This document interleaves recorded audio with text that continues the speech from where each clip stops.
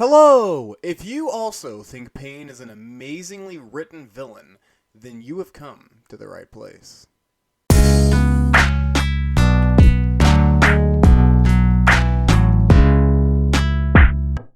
Pain, in my opinion, is the best villain in Naruto and Naruto Shippuden.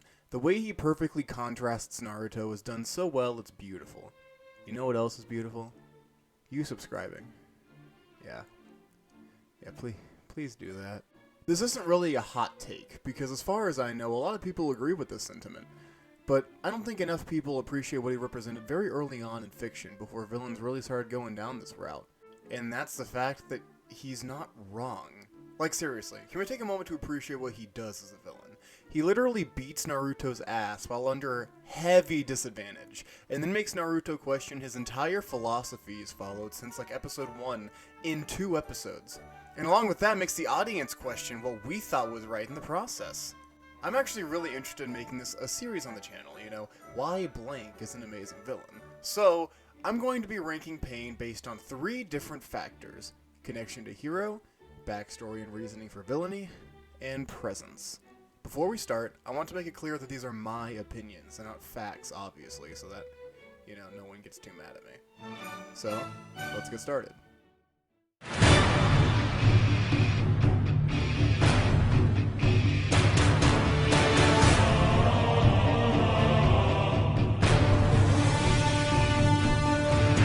Pain is so symbolic of Naruto if he went a darker path. Hell, they both even share the same sensei Jiraiya. Naruto's life goal is to create peace among all nations, and funny enough, this is also Pain's motivation.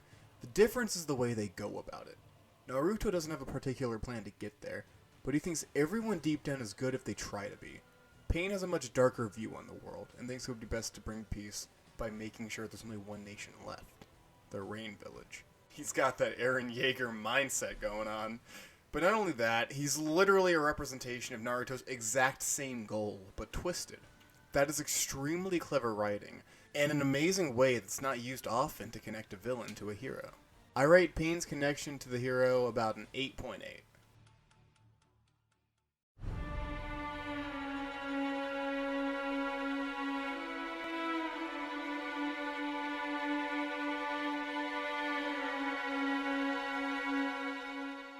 Pain has, and I'm not exaggerating, one of the most justifiable backstories ever for a villain I have ever seen. All of the 5 great nations had a world war, and directly in the middle of all those nations was the Hidden Rain Village. And because it was in the middle of all of them, it became the battleground for all 5 of the great nations. This, in the process, destroyed the Hidden Rain Village almost entirely, including almost everyone Pain ever loved and cared for. But he decided to take the survivors of the Rain Village under his wing, and started the Rain Village again. Except he had a different goal this time: to get justice on those villages that did this to his own years ago, and fix the world from an endless cycle of hatred.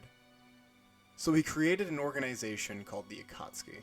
He would use this organization to take all of the Jinchuriki and become even more powerful, and use the power of the Jinchuriki to force the world into peace. He even says in his speech he understands that Naruto has good intentions, he just disagrees with his way of going about it.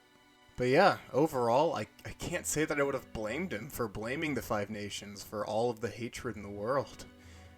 I honestly rate Pain's backstory and reasoning for villainy 9.5. Also, he has one of the best fucking speeches I've ever heard in my life.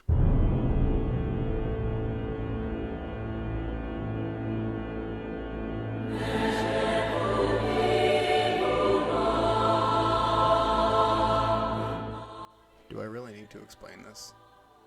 Pain is absurd. In one attack, he destroys almost all of the Hidden Leaf Village, kills Kakashi, and kills Jiraiya, and makes Naruto question if Pain's philosophy is the correct one or not. And his presence before the climax is also really prominent, as he oversees all of the Akatsuki, and all of the Akatsuki play huge parts in the story at different times, so it makes you feel very interested in what Pain is capable of early on. But there's no question that he is a very prominent character, and in most scenes he's in, he dominates the attention of the audience. So I'm going to have to give his presence an 8.2. That might seem low for the way that I've talked about him, but that is honestly still really high. I have seen more prominent villains. So yeah, that's my 2 cents on the character. If you want me to cover my opinion on any other villains, just leave a comment below, and I'm really interested in making this a series. So yeah, I'll see you guys later. Hey, I really hope you enjoyed the video. If you did, please, thumbs up, like, subscribe, all that stuff, Please check out our Patreon. We need money. Please. Alright. It's been an honor. Goodbye.